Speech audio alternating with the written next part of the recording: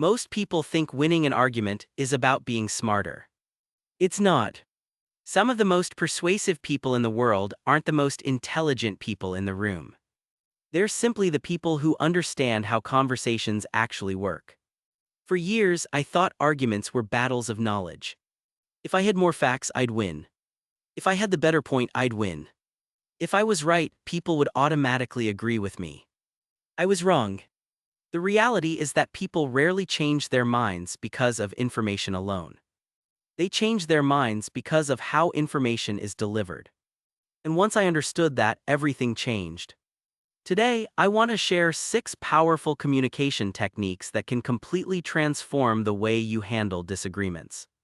But before we begin, there's something important to remember. The goal isn't to destroy people. The goal isn't to embarrass them.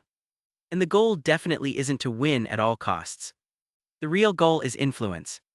Because the person who can influence a conversation controls where it goes. Let's start with the first technique. Number 1, find agreement before disagreement. This sounds simple, but it's incredibly powerful. Most people hear an opinion they disagree with and immediately attack it. They interrupt. They argue. They explain why the other person is wrong. The problem is that the moment people feel attacked, they stop listening. Their goal shifts from understanding to defending. Instead, start by finding something you genuinely agree with. Even if it's small. You might say, "That's a fair point. I can see why you'd think that. I actually agree with part of what you're saying." Something interesting happens when you do this. The other person's defenses begin to lower.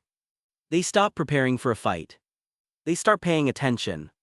And now, when you introduce your perspective, they're much more willing to hear it. People don't expect agreement. That's exactly why it works. Number 2, ask questions instead of making attacks. One of the most effective communicators in history understood this better than almost anyone. Instead of telling people they were wrong, he asked questions. Questions have a unique power. They invite reflection rather than resistance. Imagine someone makes a claim you disagree with. Instead of saying, "That's completely wrong," you ask, "What makes you believe that? How did you arrive at that conclusion? Do you think there might be another factor involved?" Now they're thinking. They're examining their own reasoning. And often, they'll begin noticing weaknesses in their argument without you ever pointing them out directly. The best questions don't corner people. They guide them. And people are far more likely to reconsider their position when they feel they arrived there themselves. Number 3, choose your words carefully. Words matter more than most people realize. A small change in language can completely change how your message is received.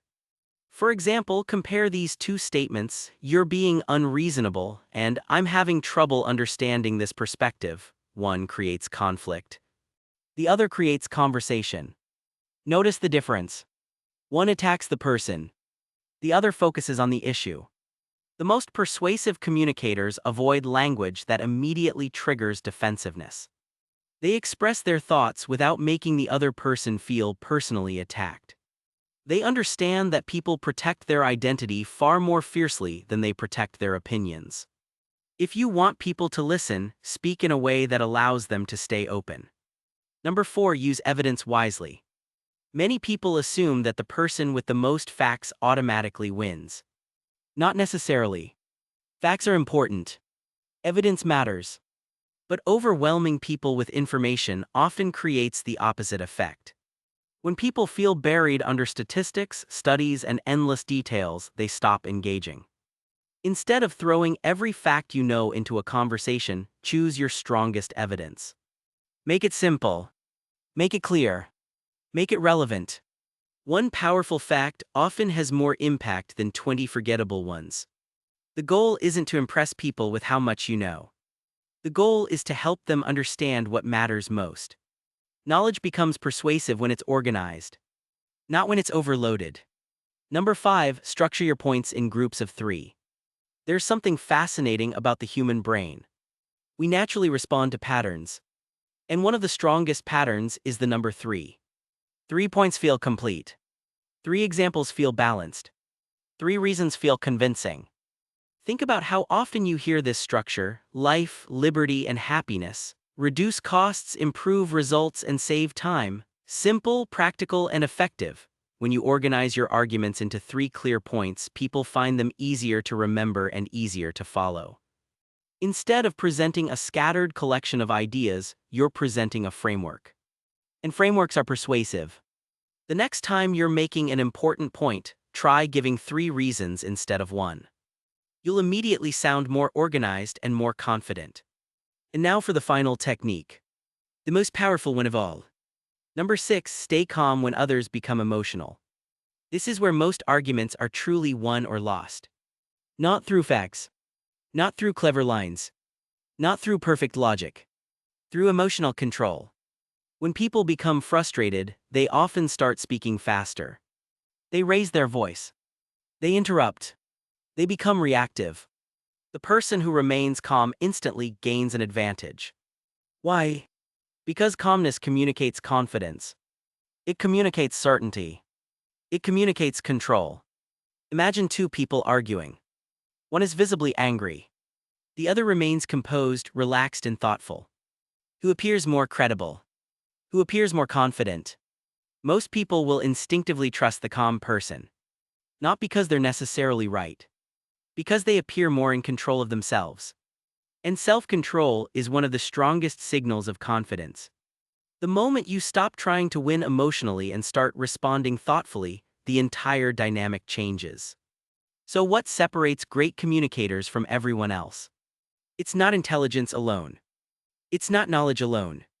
It's the ability to combine these skills. Find common ground. Ask thoughtful questions. Choose your words carefully. Use evidence effectively. Organize your ideas clearly. And above all, remain calm. Because the strongest person in a disagreement is rarely the loudest. It's usually the one who can think clearly while everyone else is reacting emotionally. Remember, the purpose of a discussion isn't to defeat people. It's to communicate effectively. It's to persuade when possible. And it's to stay composed no matter what happens. So here's my challenge for you. Pick just one of these techniques and use it in your next conversation. Maybe you start with finding agreement.